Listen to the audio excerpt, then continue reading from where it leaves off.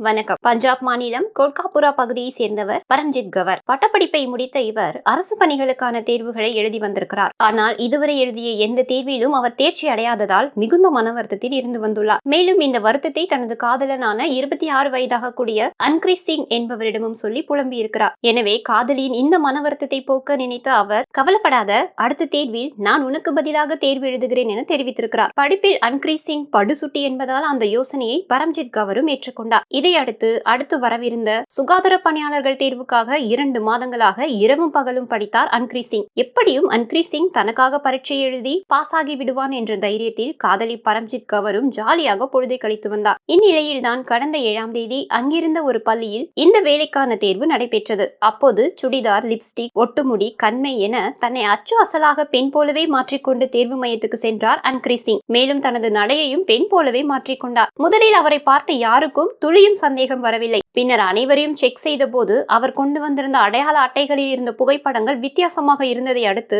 Biometric கருவியை வரவழைத்து அவருடைய விரலை அதில் வைக்க செய்திருக்கிறார்கள். அப்பொழுதுதான் அன்கிரீஸ் சிங்கின் முழு ஜாதகமும் அதில் வந்திருக்கிறது. அதாவது அன்கிரீஸ் சிங் தனது ஒரிஜினல் புகைப்படத்தில் இருந்த உண்மையான மீசையை போட்டோஷாப் கொண்டு மறைத்ததும், தலைமுடியை வளர்த்தும், பெண் போல வேடமிட்டு வந்திருப்பதும் அதிகாரிகளுக்கு தெரிய வந்துள்ளது. இதனை அடுத்து அதிகாரிகள் தன்னை அடையாளம் கண்டு கொண்டார்கள் என்பதை அறிந்த அவர் அங்கிருந்து தப்பியோட முயன்றிருக்கிறார். ஆனால் அதிகாரிகள் அவரை மடக்கி பிடித்து போலீசாரிடம் ஒப்படைத்திருக்கிறார்கள். இது குறித்து போலீசார் வழக்கு பதிவு செய்து அவரிடம் விசாரணையும் நடத்தி வருகின்றனர். மேலும் தலைமறைவான அவரது காதலியையும் தேடி வருகின்றனர். இதனிடையே அவரது காதலி பரம்ஜித் கவரின் தேர்வு விண்ணப்பம் ரத்து செய்யப்பட்டது. காதில் ப்ளூடூத் வைத்து தேர்வு எழுதுவது, ஒருவருக்கு பதிலாக இன்னொருவர் ஆள்மாறாட்டம் செய்து தேர்வு எழுதுவது போன்ற மோசடிகளை கேள்விப்பட்டிருப்போம். ஆனால் காதலிக்காக பெண் வேடமிட்டு தேர்வு எழுதிய முதல் நபர் இவர்தான் என்று போலீசார் தெரிவிக்கின்றனர். காதல் என்ற பெயரில் பலரும் பெண்களுடைய வாழ்க்கையில் விளையாடி காதலி எப்படி போனால் என்னவென்று பாதியில் விட்டுவிட்டு ஓடுகிறவர்களுக்கு மத்தியில் தன்னுடைய காதலியின் ஆசைக்காக அவர் வெற்றி பெற வேண்டும் என்பதற்காக இதுபோல அவர் செய்திருக்கக்கூடிய சம்பவத்திற்கு